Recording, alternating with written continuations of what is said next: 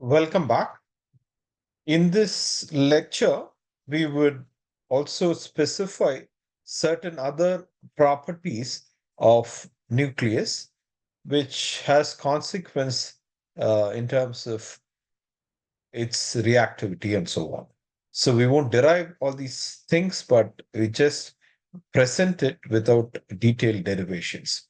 Um, so nuclear moments are defined in the following manner. So this provides a natural unit for uh, magnetic moment. Okay, so or for converting the I quantum number to angular momentum, this is going to be useful. Like this, similar to what you may have seen with electrons called the electron Bohr magneton. So this is the nuclear magneton. So when you multiply the I quantum number with mu n, you will get some angular momentum quantity. To convert that to magnetic moment, you use another factor called the gyromagnetic ratio, or which is a dimensionless quantity, or the G factor. These are all related quantities. So there is another factor. All we want to be stating is there is another factor which you multiply this quantity to get this quantity. Okay, so if all these things are not that clear, it's okay. Right now, we are just using this as a formula. If you want to understand this in detail, again, you need to take some classes in quantum uh, chemistry or physics. So, despite neutron being neutral, it still has a magnetic moment, which suggests that the neutron has some internal structure.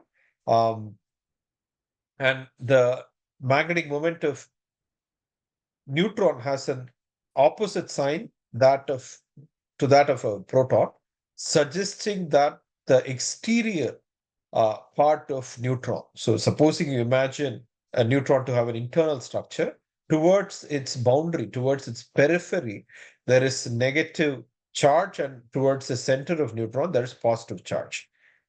So even neutrons have a magnetic moment because our imagination, right? Our visualization of magnetic moment is always in terms of some currents being circulated, whether it is a macroscopic wire or uh, the magnetic moment of an electron or the magnetic moment of nucleon. We always visualize this via a circulating charge.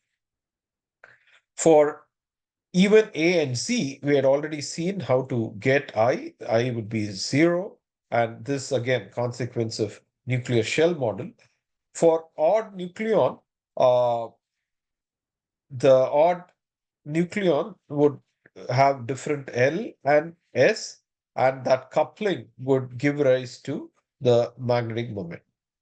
So when the coupling is strong, we had already seen that L and S are not good quantum numbers. You need to have J, which is obtained from coupling L and S, is a good quantum number.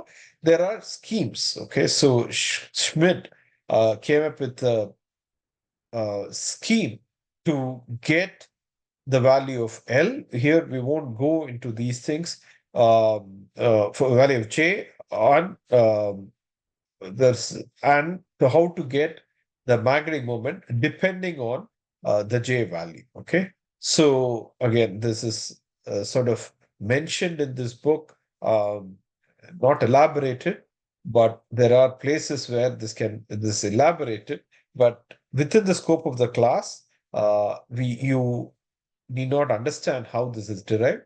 All you need to understand is if you know the J quantum number, there is a way to get the magnetic moment.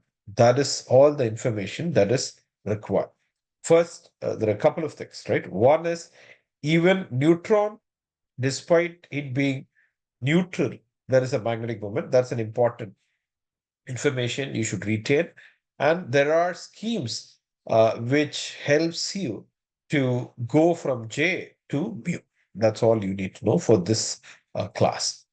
So with that, we um, stop our discussion on nuclear magnetic moments, we look at another feature that our high school imagination is the nucleus is a spherical object. In fact, perhaps it's like a point object, but even if you think it is an extended object, it's an extended spherical object. That is not true. Uh, how do you know? The experiment suggests that it has electric quadrupole moments, right? So you know the meaning of dipole. Um, the dipole is you think about two charges. Here, quadrupole means you have four charges, right? So there are you can look at this Wikipedia link that will give you an understanding of what we mean. Uh, how do we describe these non-spherical objects? So it may deviate into oblong shapes. Different kinds of shapes are possible away from the spherical description. Uh, and these are specified using two quantities, A and B. Depending upon the values of A and B, we may have something called a prolate object or an oblate objects. These are all very important in, let's say, atomic spectroscopy um, describing electronic structure as well as describing the nuclear structure. So for the scope of this class, all you need to know is that the electric quadrupole movements is given by this formula. Here, Z is the atomic number. P and A are some geometrical quantities that are used to describe a non-spherical, any non-spherical object, in this case, a non-spherical nucleus. There is another important observation which I want to convey. Okay. So what is that we are looking here? We are looking at the magnetic moments and quadrupole movements of some nucleides. So here we are specifying the nucleides. You should be able to get the I quantum number for these nucleides using the formula which I had given in the previous slides. From I, we can get to the magnetic moment. And for these different magnetic moments, we have different quadrupole moments. So what does eta? Eta is something like an eccentricity factor, which is a function of B and A, value of B and A.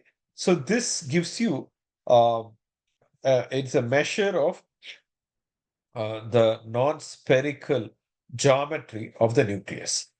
What do we see here? So this is an important observation. Some quadrupole, the quadrupole moment of some nucleides are positive. Then it becomes positive, negative. It becomes positive. It becomes negative. Becomes positive and becomes negative. What is important to observe is that this transition from positive to negative happens across the magic clusters. Whenever you cross, let's say, uh, this number, that is, you cross 28, 20, 28, that is, you go from, let's say, 6, 7 and come to 8 and then go to 9, 10, right? The sign of the quadrupole movement will change, which seems to suggest that the quadrupole movement of magic numbered nucleus is zero. That is, the magic numbered nucleus are more or less spherical.